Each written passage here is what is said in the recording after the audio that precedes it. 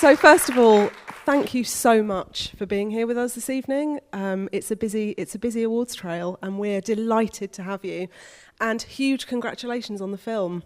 Thank On you. all the nominations. We have about 40 minutes for this discussion, and I will be opening it up for audience questions, so please do have a question ready. But I'm going to kick off by talking about preparation, because in researching for this discussion, the thing that is immediately apparent is how much preparation there was before anyone stepped onto set. And I would love for you both to talk a bit about that. May I just say how comfortable these chairs are? This is So comfortable. it's crazy. Yeah. Well, thanks for having us. Sorry, these are just so comfortable. What was the question? Preparation. Preparation, yes. Carey and I were lucky enough to work on the movie for a while. She was doing a one-woman show in the West Village, and I was just thinking about the movie and was doing research and saw so many photographs. And Felicia I kept reminding me of Carey Mulligan, and then she was doing a play, and I went to see it the first preview or the first opening night. Yeah, and she came out on stage, and she had blonde hair at the time, and Felicia, for most of her middle of her life, had blonde hair, and it was like Felicia was right there. So Carey was kind enough to, which doesn't happen often, where you meet with an actor before there's a script, and I talked to her about the way I thought the movie could progress and be structured, and then we started then. So then we had really, because of Carey, because of her verbal commitment, we were able to start so much ahead of time that really paid off in the long run. There's a wonderful story that I heard about the workshopping that you both did together, and about something from that workshop that made its way into the film. I'd love for you to talk a bit about that. Luckily, not all of it made its way. Yeah, it was intense. We did this. We did a we did a workshop before, when we were kind of finally in New York together. So we met in 2018, and then in 2019 we went to Philadelphia and we narrated Candide together, which was amazing with the Philadelphia Philharmonic, and then obviously there was COVID and the world shut You know down. what Candide is? Candide is a composition of Lenny. That piece that you heard right at the end is the overture to that. It's an operetta. And so there's a narrator through it, and Yannick Séguin, who was the musical consultant, who's a conductor of the Philadelphia Orchestra, and I'm from Philadelphia, and then I don't know why I just said that. And Because you wore a Phillies jacket on stage. Yeah. Oh, did I? Well, for one, the moment, yeah. So that we were able to narrate Lenny's music early on, which was really incredible. And it got under our skin, which was the hope of this movie, that because most of the movie is just his compositions.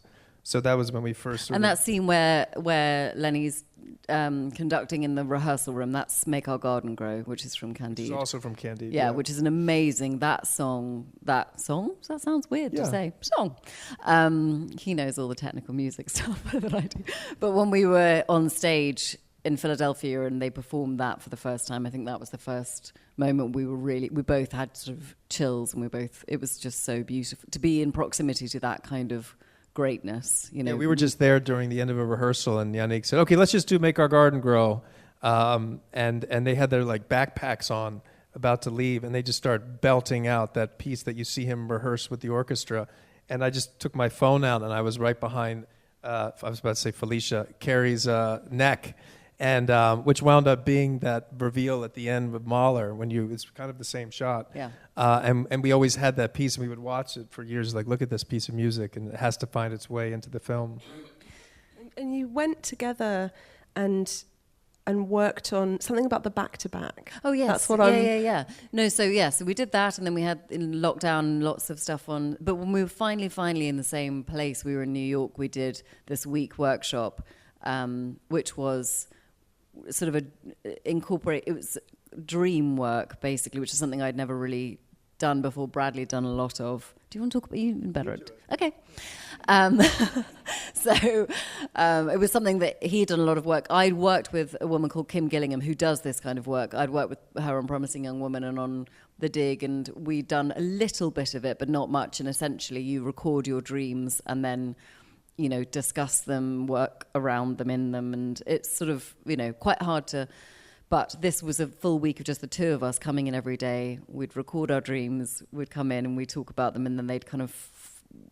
Essentially what I understand it is sort of trying to connect your subconscious to the material that you're working with, so that essentially you don't need to act, and that you are kind of...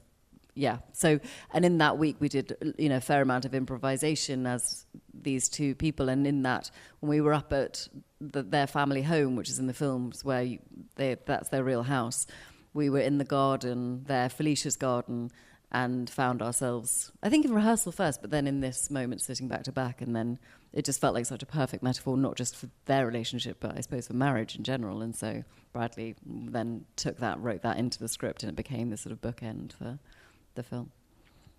You touched just then on the house, and there's such a deep connection between real life and this film, in the locations, in your lighter you're using. And I know that when Bradley first called you, he said, you've got to go all in. And I would love for the both of you to talk about what all in means, what it means every day, and what it means to put something down that you have been so involved with as actors and also as a director. I think it just means like approach everything with love, and everybody who was involved in this, I think we all felt a huge responsibility to first of all the legacy of Leonard Bernstein and his music, but also the legacy of this marriage, which is what the movie is about. And I know that Carey and I we just fell in love with Lenny and Felicia. And there's just so much material that we were able to access. So much of it was just about digesting that material and then trying to get to a place where we just believed we were them, and then we could just interact. And once that happened, then kind of like the sky's the limit, so we could show up on their children allowed us to shoot in their home, which was just invaluable. So we're like sitting in their chairs where they sat, having conversations, and it felt very spooky in the best way. And so it just felt like as long as we were able to just let go, really kind of anything was possible. So, and that's all you really want to try to do, I think, is capture something that you weren't expecting. And Carey is such an incredible artist that I found myself, and that's why the movie finds itself just sort of watching her, just be Felicia. And Carey, your performance is incredible. It's so beautiful, really. Yeah. And it is captured so beautifully.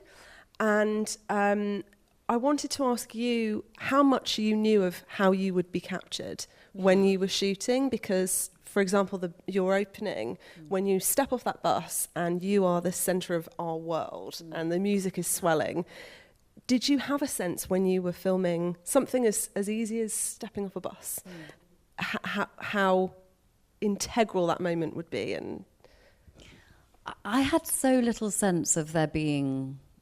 that we were making a film, so much of it, which was kind of the most amazing thing for me. And to sort of go back to what Bradley was talking about, I do think with the sense of abandon that we were able to have, I think that's what All In really is that, yes, you do all the work, which was something that we were I loved. I mean, we both just loved it because we loved them, and listening to recordings of them talking is just...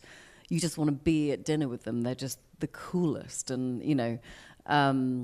stories about them and anecdotes and things that they got up to, and, all of the information, as much as we could get from everyone and anyone who'd ever met them, and that we could, that was so...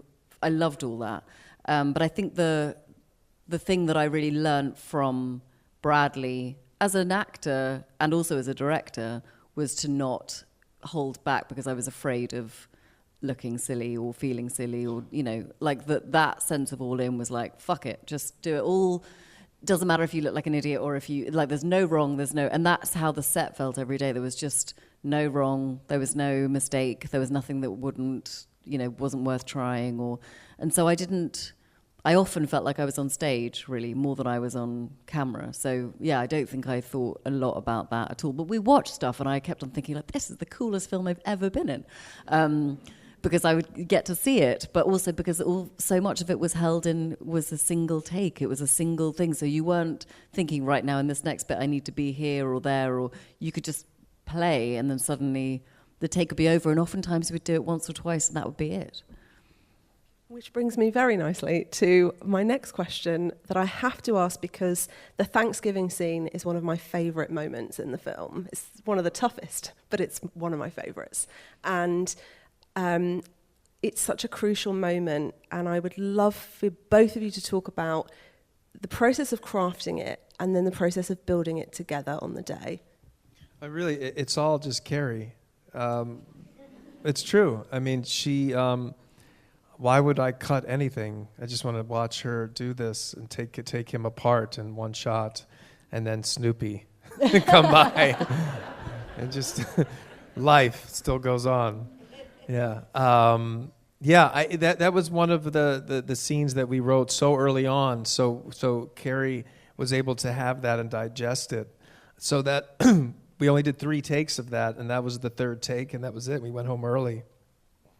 We didn't set up any other cameras because Carey was able to carry that scene, the rhythm of that scene, and it never faltered, and and she knew it too. When it ended, I went back and watched it like 4 times to make sure that I wasn't going to be yelled at by the powers that be when they're like, "These are the dailies." Anyway, didn't you? I did get yelled at, yeah, for a while, for months. Anyway, that's a different story, But it really, it's all, casting. That's not true. No, it is. It really is. But it was one of the first. It was the first thing that I ever read, and he texted it to me, just a screenshot of these pages, and that was. So I did have it for a long time, and I just was so excited to do it because it was. And it was a scene that we worked together with our dialect coach Tim Monick, who it was. Just we had those words, and it was interesting. We did do 2 takes, and then we got to the 3rd take, and this is something that would often happen. That obviously Bradley directed with directing notes, and would say specific things, but oftentimes he would also direct me through the way he played Lenny. So he would do things to elicit a certain response in me without actually saying this is what I'm going to do or how I'm going to do it. He would just do it, and that would then inform how I did the scene. So in that 3rd take, there was something about the way he entered the room. There was something about the way that he bumps into the furniture, and and he's carrying his milk carton. He won't take his sunglasses off, and just every little bit, I was like, "Oh, you're really pushing my buttons."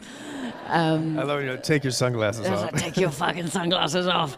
And there was just that, just goading of, and then there was more interjections, and he was more self-righteous, and so much of the rhythm of it was built from him. It changed in that 3rd take completely in the 3rd take, and then at the end of the take, we had that thing, and I went towards him, which we hadn't done in the previous takes, and I said that awful thing, and then there was silence, and I was like, well, that's all the words there are, so now I'll just stand here because the script had run out, and there was this pause, and I was like, I don't know why is he going to say cut, and so I was just waiting, and then he said, just a minute. I didn't know who, because there was no one there. He added all of that in later. So, and then there was another pause, and then I just left. But what I didn't know is in his mind, he's thinking, okay, now the children are going to knock on the door, and then there's going to be a big, massive Snoopy thing that's going to go past, and that's going to be hilarious. So I've got to wait for that, but all of that was happening without any. So it was just mind-boggling. And so the glasses were not meant to be still on. No.